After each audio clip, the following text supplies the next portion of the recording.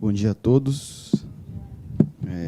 Eu vou cronometrar aqui para tentar ficar dentro dos meus 10 minutos, porque eu vou falar de um tema que é a minha primeira paixão dentro do direito tributário. Então, eu estou muito feliz de estar aqui hoje, principalmente por estar ao lado de amigos tributaristas que eu conheço, a gente divide muitos momentos, e principalmente por ter o professor Chueire e a professora Ana Cláudia aqui. O professor Chueire foi quem despertou o meu amor pelo direito tributário. Eu lembro quando eu entrei na faculdade, a gente tinha uma matéria que chamava Economia Política, e a gente estudava fundamentos da tributação, e o professor Chueire foi meu professor na graduação, e ele cantou a música I'm the Tax Man, de lá para cá.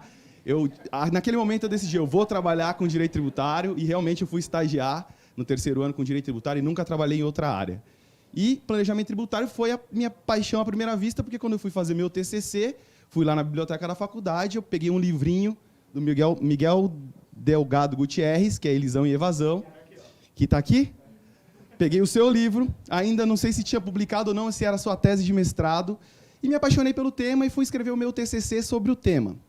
E lá naquela época, eu encontrei o pai de um amigo meu, que era auditor fiscal da Receita Federal, e ele me perguntou, porque nós estamos falando de novas perspectivas da teoria, e ele me perguntou, você vai escrever o seu TCC sobre o quê? Eu falei para ele, não, eu vou falar, eu estou estudando a natureza jurídica do artigo 116, se é uma norma anti-elisiva, anti-evasiva, anti-simulação, anti-abuso, anti-propósito, anti-abuso de formas, anti-fraude à lei, e etc. Mas eu estou tentando estudar os limites de planejamento tributário. Aí ele virou para mim e falou assim, um auditor fiscal da Receita Federal, então você está estudando sonegação? Aí eu falei para ele assim, não, estou estudando planejamento tributário, que é um direito do contribuinte. Que planejamento tributário? Não existe planejamento tributário. Isso aí é sonegar. Tem que pagar o que está lá. Eu falei, pois é. Então, a gente percebe que quando a gente vai falar de novas perspectivas da teoria do direito do planejamento tributário, eu volto um pouco para o passado para deixar claro para vocês que essa visão preconceituosa sobre o direito do contribuinte de se planejar, ela ainda existe. Infelizmente, ela ainda existe. E aí, me chama a atenção exatamente o caso que a Fabi contou aqui para a gente, da redução de capital da pessoa jurídica na pessoa física, que é um permissivo legal do artigo 22 da 9249 e sempre foi visto pela jurisprudência como uma opção do contribuinte, uma mera opção. Assim como o contribuinte pode optar entre lucro real e lucro presumido. Não se tinha muita discussão se isso daí era um planejamento tributário rebuscado. Agora, nas últimas decisões, e aí o Carlos Daniel pode entrar a fundo nisso no segundo painel, já é um planejamento tributário. Se já é um planejamento tributário, já está perto de um abuso de direito. Porque planejamento tributário, para alguns, é abusar de um direito seu. Então, a gente percebe que as novas perspectivas vão mudando, mas esse olhar, infelizmente, ele continua. Então, essa é a primeira provocação que eu faço. A gente está falando de novas perspectivas teóricas, talvez daqui a pouco não podemos mais falar em opção fiscal. Será que não tem mais opção fiscal? Tudo é planejamento? Coisa simples vai se tornar planejamento? E ao se tornar planejamento, professor, o que me preocupa é, se é planejamento, será que não é um abuso? Será que o contribuinte não está, na verdade, abusando? Porque o planejamento hoje, infelizmente, do ponto de vista teórico, está perto de inúmeras figuras do direito civil que não são tratadas, cada uma na sua caixinha, abuso de direito, abuso das formas, propósito negocial, fraude à lei e etc. E isso me preocupa um pouco. E aí, a segunda provocação que eu tenho, dentro do meu tempo aqui, é o seguinte. A gente fala na necessidade de se regulamentar o parágrafo único do 116, a gente fala na necessidade de se estabelecer novos parâmetros, ou se estabelecer parâmetros claros para os limites ao planejamento tributário. A minha preocupação, Fabi, é que essas discussões estão chegando no judicial. E aí eu pergunto, estão chegando no Poder Judiciário com os conceitos bem discutidos, com os conceitos de direito privado, cada um nas suas caixinhas, com os limites ao planejamento bem estabelecidos? O que eu quero dizer é, bem ou mal, hoje nós temos o 149 e o 116. Hoje nós temos duas figuras no Código Tributário Nacional que estabelecem, de certa forma, os limites ao planejamento tributário. Queira você entender que no 149 está a simulação, pode ser absoluta e a relativa lá, ou a relativa está no 116, mas fato é que existe uma figura que é um limite ao planejamento tributário, que é a simulação. Aí a pergunta que eu te faço é, esse conceito de direito civil como um limite ao planejamento tributário está bem trabalhado dentro das decisões judiciais?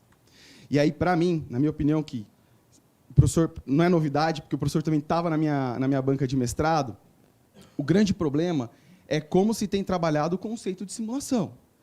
Porque todos nós sabemos que o CARF foi muito bem influenciado com a doutrina do propósito negocial. O propósito negocial hoje é tido como um limite ao planejamento tributário, não positivado, como bem disse a professora Ana Cláudia, mas que a gente tem que conviver com isso. O professor já adiantou isso num livro lá em 2013, não me recordo, que tratava exclusivamente de propósito negocial. No início desse livro, professor, o senhor já coloca: o propósito negocial, a gente chegou à conclusão, analisando os precedentes do CARF, que ele não é um limite positivado, mas temos que lidar com ele, porque ele está aí. A pergunta que eu faço é: como lidar com esse propósito negocial? Será que o propósito negocial, que hoje é um limite ao planejamento tributário, é um propósito negocial que tem relação com a figura da simulação? Por que eu digo isso? Se fala muito em motivo extratributário. O contribuinte pode reduzir a sua carga tributária por meio de operações, desde que ele tenha um motivo extratributário. Isso por quê?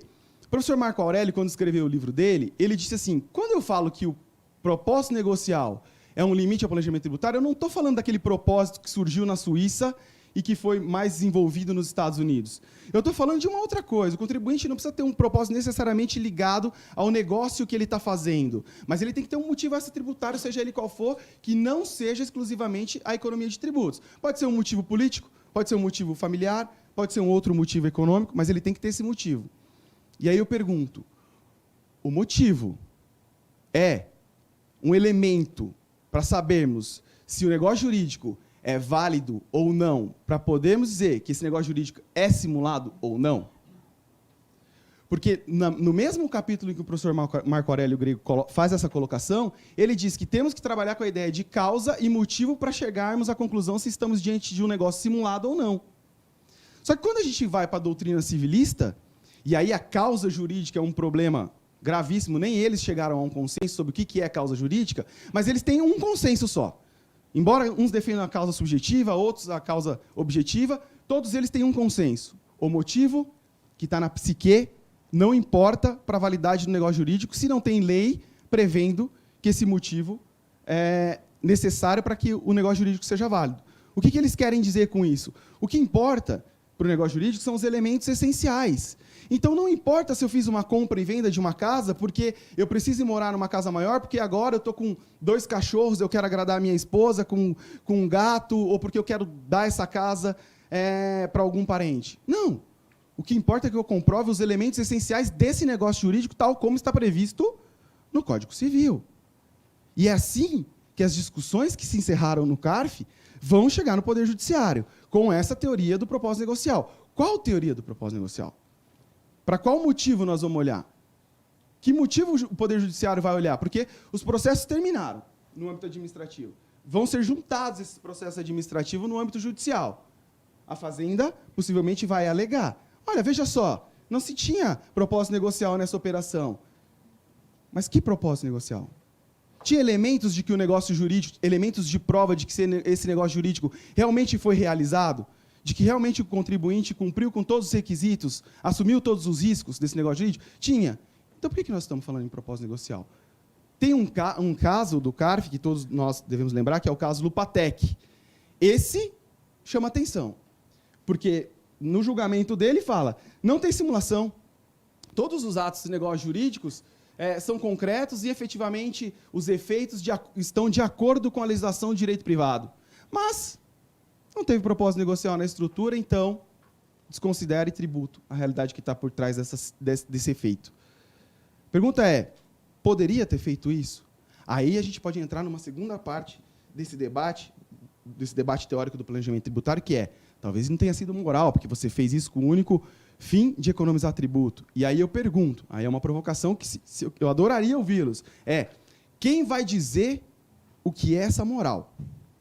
Essa moral é do sistema jurídico, que estabelece o que é lícito, o que é ilícito, os limites, alguns limites, ainda que tortos, não bem definidos, mas estabelece? Ou é do aplicador? Ou é a moral de quem acha que planejamento tributário é sonegação e pode autuar toda e qualquer redução de carga tributária? É a moral do sistema? É a moral do aplicador? É a moral dos juízes que disseram que eles vão julgar, podem julgar ativamente? Talvez a resposta a Fabi já deu para a gente, como a gente vai lidar com isso no futuro. Quem vai dizer se o planejamento é moral ou não? Já estamos sentindo quem vai dizer. Mas cabe ao juiz dizer se esse planejamento está dentro da legalidade? Então, eu já cheguei nos meus 10 minutos, eu não queria passar muito mais do que essas provocações. Eu adoraria ouvi-los sobre esse tema. Quem diz o que é moral? Será que o conceito hoje trabalhado e como ele está chegando no CARF, os conceitos de direito privado, eles estão chegando nas suas devidas caixinhas? Esse propósito negocial, como ele está trabalhado, é esse mesmo que tem que ser visto para sabermos se estamos diante de uma simulação ou não? O motivo extratributário importa? Importa se eu fiz uma compra e venda porque eu tenho um interesse familiar, político ou qualquer coisa do tipo? Ou importa se os elementos dessa compra e venda estão efetivamente comprovados e isso não é uma doação, isso é uma compra e venda? O que importa para os limites do planejamento tributário em relação à simulação e à tal da moral? Quem que vai dizer o que é moral? Assim eu agradeço mais uma vez a presença.